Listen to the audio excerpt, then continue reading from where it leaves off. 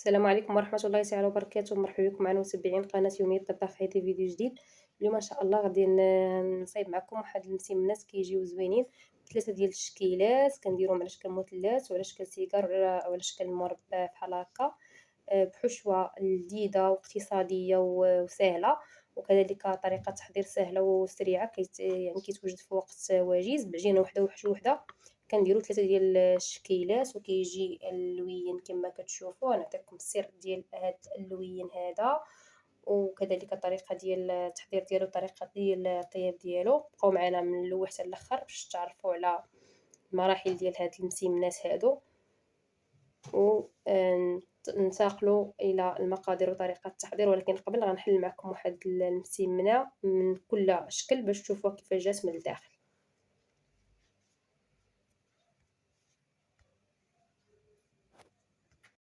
الحشوه غادي نحتاج ليها في الخضره غندير خيزو، غندير الكورجيت وغندير الفلفله. الا كاينه ملونه ديروا ملونه، انا عندي غير الخضره غندير غير الخضره. وعندي البصله. اول حاجه غنبدا بها غنبدا بالبصله. غنستعمل هاد الهاشوار غادي تسهل ليا الخدمه. غادي نسبق البصله هي الاولى وغادي نقطعها في الهاشوار باش نقطعها هي الاولى، نديرها في المقله تشحر. وعندنا ندير الفلفل. الخضره غادي تمشي بالتدريج، بصله فلفله خيزو. الكراويه الاخرى حيت ما كتسش طيب. صافي غادي نقطع البصله ديالي كامله ونرجع معكم. بعد ما غشيت البصله غنديرها في المقله.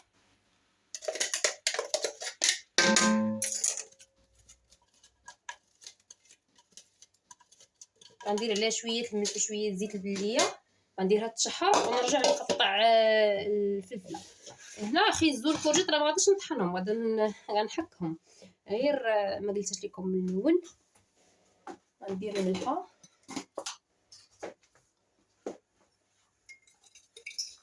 باش طيح ديك البصله بالزربه، وغندير زيت البلديه.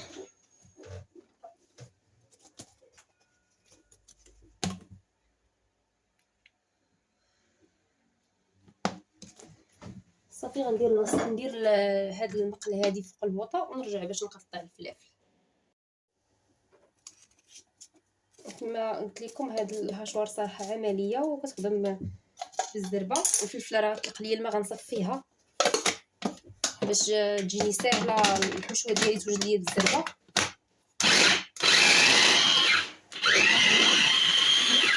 وغادي نوريكم حتى كيفاش غنحك هاد الخيزو الكورت وجينا طويل غير في الحكاكه العاديه. المهم غنكمل الطحين ديال هاد الفلفل ونرجع معكم. بعد ما هشيت الفلفله كما قلت لكم الفلفله كتطلق الماء غنصفيها. الا طحناها هكا في الهاشوار كطلق علينا الماء كما شفتوا. غنصفيها نديرها في واحد الشبيكه غنصفيها ونطلقها. هنا غنجيب الحكاكه هذيك العاديه اللي تنحكو بها المطيشه. اللي عنده الحكاكه الاخرى اللي تخرج الخضره طويله يديرها، اللي ما عندوش هذه راه كافيه. غنجيب الخيزو بحال هكا نقسمها على جوج وغادي نبدا نحك بهذا الشكل هذا. بسم الله. بحال هكا ما كنرجعش، كنحك غير كنهبط صافي ما كنطلعش. بحال هكا اتجاه واحد وانا كندور كما شفتوا.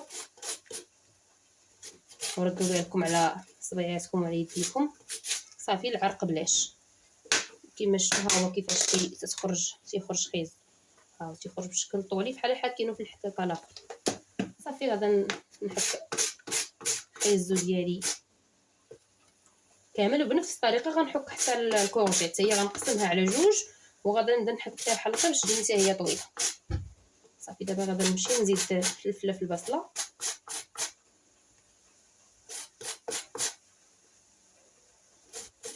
ونرجع نكمل. هنا غنزيد الفلفله بعد ما عصرتها كما شفتوا مع الهاشوار، ماشي بحال الا قطعناها بايدينا. انا صراحه كنفضل انني نقطعها بايدي، ولكن ملي كنكون مزروبه نستعمل منها شويه صافي، غير شي شويه طيح شويه على ما كملت خيزو في الحكه نجيب خيزو حتى هو نزيدو ان شاء الله. نتلاقاو ملي نبغي نزيد ان شاء الله خيزو.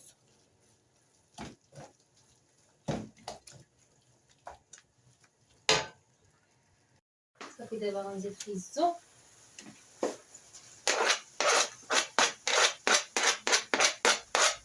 ونمشي نحك كورجيت. لما طاح الخيزو حتى هو شويه واحد كيس كورجيت ونتلاقاو ان شاء الله.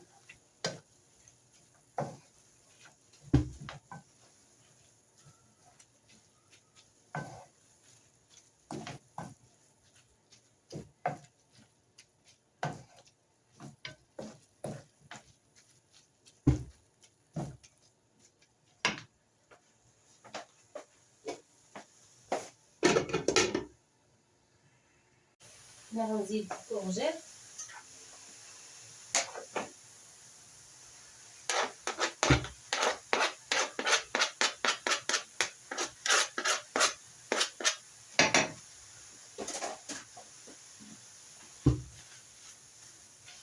هنا غنزيد العطريه ما غنديرش شي عطريه اللي كثيره، غندير غير شي شويه ديال الملحه درتها في الاول ما غنعاودش نديرها. غندير شي شويه البزار شويه الكمون شويه ديال الثوم بودر صافي. اذا كانت الفلفله الوان كتجي احسن، كل شويه كيجي اللون ديالها احسن.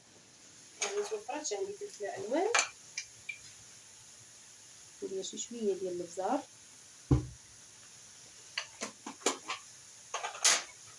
وغادي ندير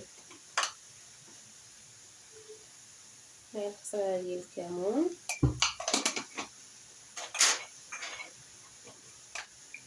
وغندير شي شويه ديال الثوم بودر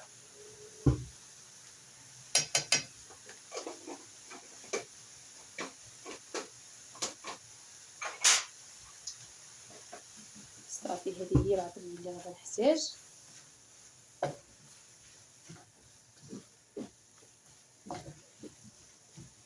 غادي نطيح شويه هاد الكورجيت صافي. ندير ان شاء الله الشعريه الصينيه، ندير الزيتون هو الاول عاد من بعد الشعريه الصينيه زيتون مقطع. وغندير شويه الكريسه نديرها دابا حتى هي في هذه المرحله ديال الهريسه على حساب الذوق.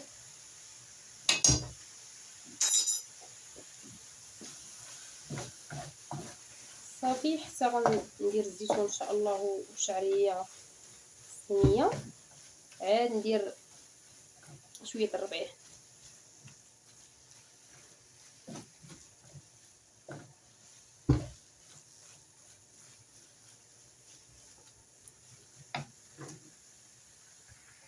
هنا يلا ضفت الزيتون زدتو نزيد الربيع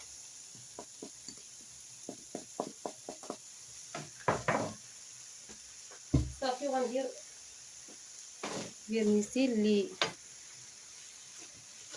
سلقتها وقطعتها ندير نص راس حتى هي نزيدها صافي. غنحرك واحد شويه على ما تشربات الفيرميسيل هذاك الانسجامات مع داك الخضار ومع البصله مع الفلفله. غادي نطفي البوطه نخليها تبرد حتى تبرد مزيان عاد نزيد عليها الطون ونقطع العجينه.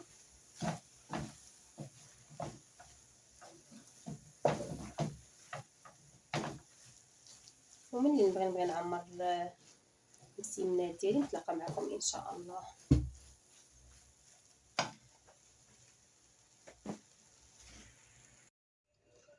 هنا بعد ما قطعت العجينه كامله غطيتها بواحد البلاستيكه. غنبدا نشكل في العجينه ديالي كما شفتوا. هنا عندي الزبده والزيت كما شفتوا في المقدمه ديال الفيديو. عندي ثلاثه تشكيلات مثلث وسيجار ومربعات. هنا غنسبق هذاك المربع حيت هو غادي يبغي خاصو يرتاح ليا شويه باش تشكل ليا بالزربه. فانا غادا خصني نرقق العجينه مزيان كما شفتوا كتبان ليا الرخامه تبان من العجينه بحال هكا. بحال واحد المسيمات هذا كنتو درتو لكم معمرين بالكفته والموتزاريلا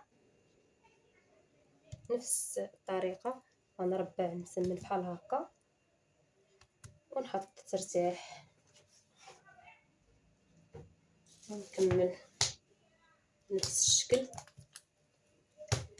حتى نشكل الثلث ديال العجينه ونتشكلوا على شكل مربعات ونطلق. كما شفتوا راه العجينه مازال ما سخاتش ليا مزيان، ولكن اللي ديك الوقت خاصني نسبق هذا المربع.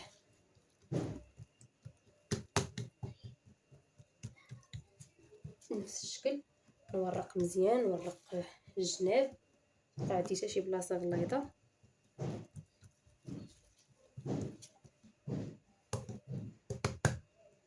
نربعو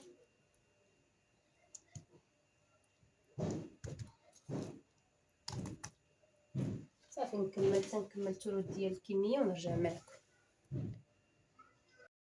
هنا بعد ما كملت الثلث ديال الكميه هكا ربعتو غنحطو عليها تمساح. غنجيب الحشوه ديالي بعد ما بردات نحيد منها هذه، غنخدم غير بايدي لحيتاش الطريقه الثانيه والثالثه ما كتحتاجني انني نعمر مباشره. غنجيب واحد الحك هكا ديال عندي هنا انا ميلو خوي بالزيت ديالو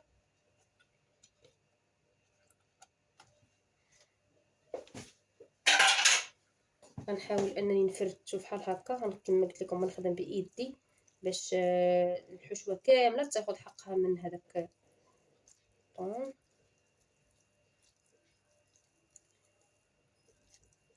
نفردو مزيان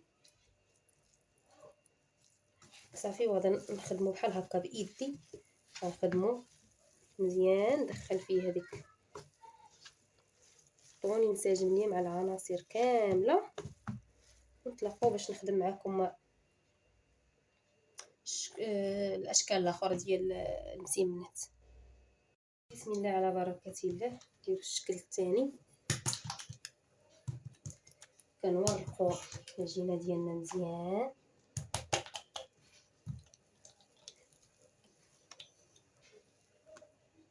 نحاول انني نخدمها هكا طويله.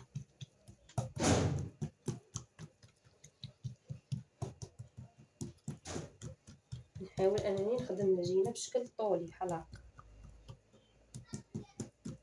نتمنى انه يكون واضح لكم. غنجيب واحد الكميه من الحشوه بحال هكا نجيبها هنا وغندير العجينه بحال هكا وغنديرها على شكل بريوه بحال هكا. هنا نبسطها شويه ونديرها هكا. ها هي نديرها على شكل بريوه قادة هكا بيديا. وها هي ندير معكم واحده اخرى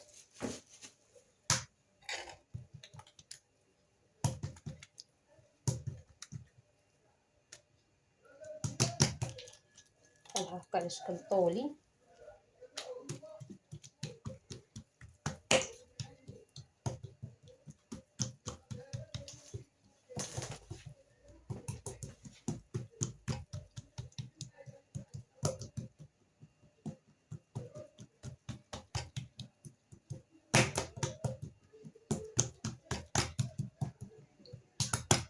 شويه من الحشوه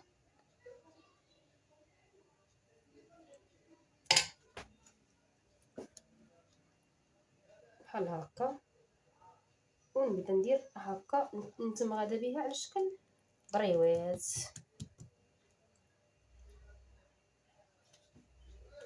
ها هي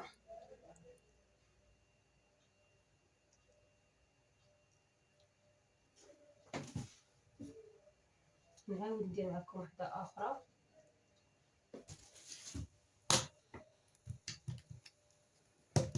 ونكمل الثلث الثاني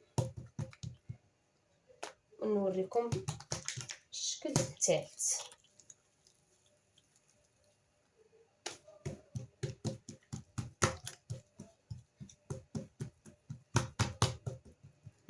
طريقه سهله.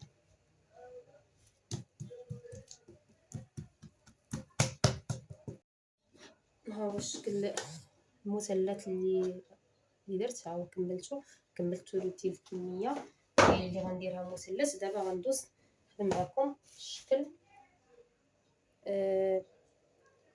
الاخير. بسم الله.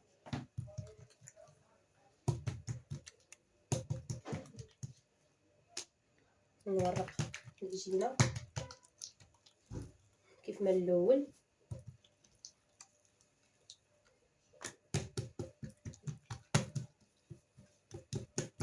نورقها مزيان.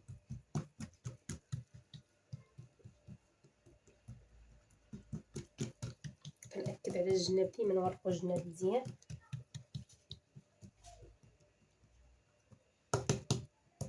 ناخذ شي شويه ديال الحشوه نجيبها هنا كيف ما درت في البريوات، ونجيب هاد الجنب هذا هنا،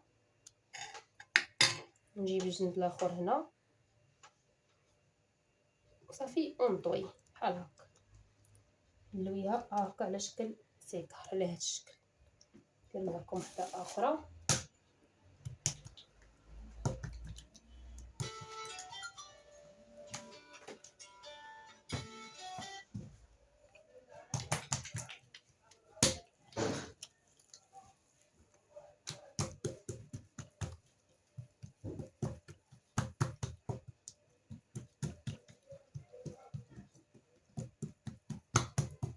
نورقها مزيان.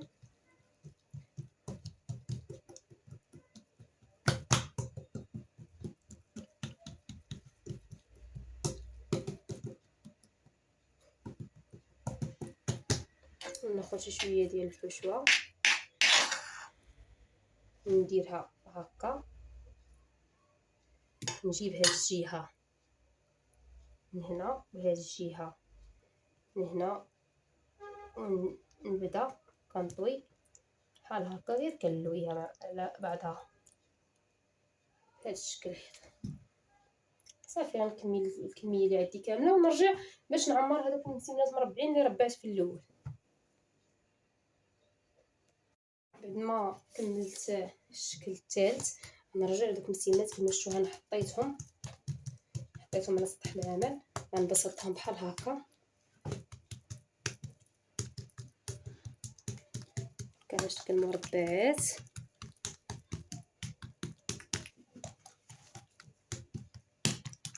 نورقهم مزيان.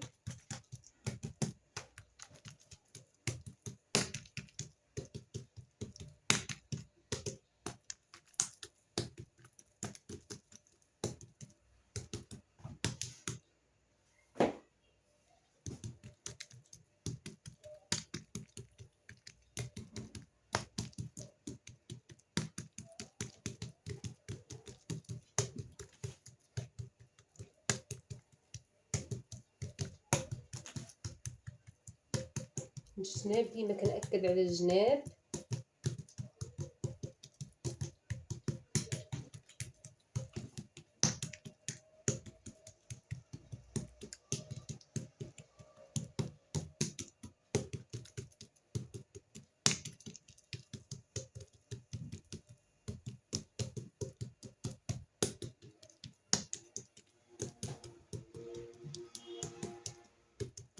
صافي بعد ما ربعتهم نجيب دابا الحشوه. بسم الله.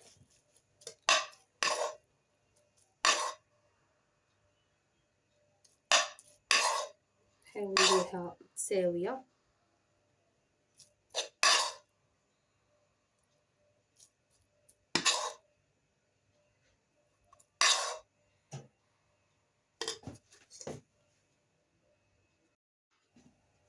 صافي بعد ما درت الحشوف المسمنات كاملين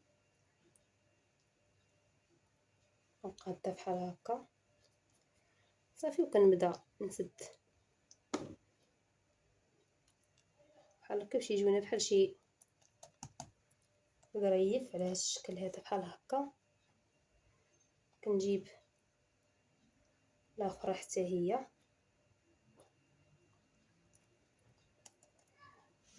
ونجي الاخرى كتجي هكا، كتجي سهله.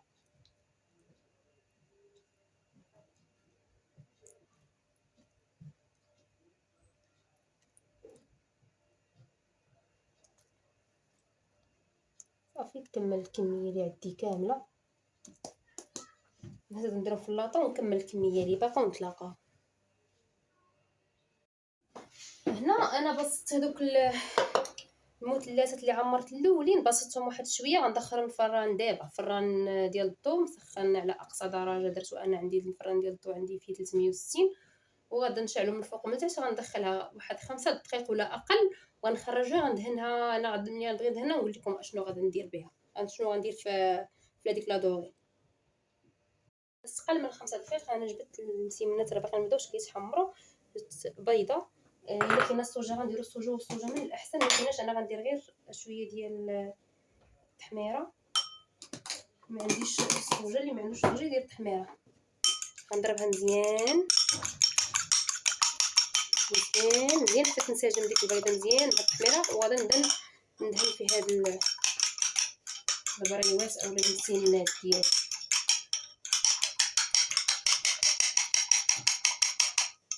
نضربها مزيان مزيان يفوت ديك التصويرات ديال التحميره في البيض. صافي بعد ما ضربت البيض والتحميره تولوا على هذا الشكل، كندهن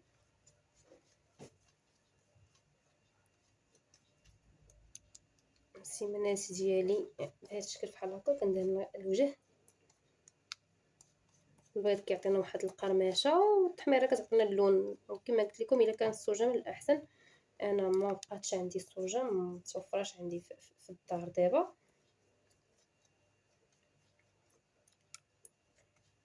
فنديروا التحميره.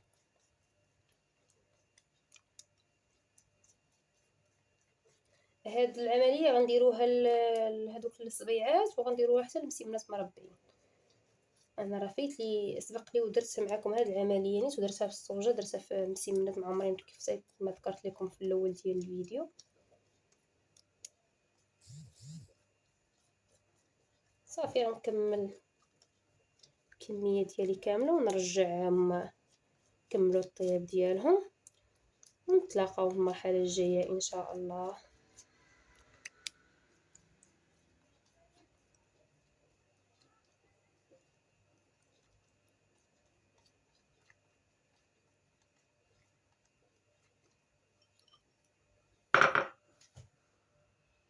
والمسمنات ديالنا بعد ما وجدوا، هادو هما اللي درنا مربعين، وهادو اللي درنا على شكل سيجار، وهادو اللي درنا على شكل بريوات مثلثين كيجيو على هذا الشكل هذا.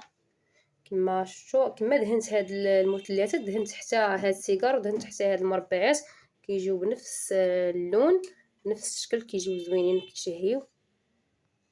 كنتمنى ان الفيديو ديال اليوم ينال الاعجاب ديالكم، ونتلاقاو في فيديو جاي ان شاء الله.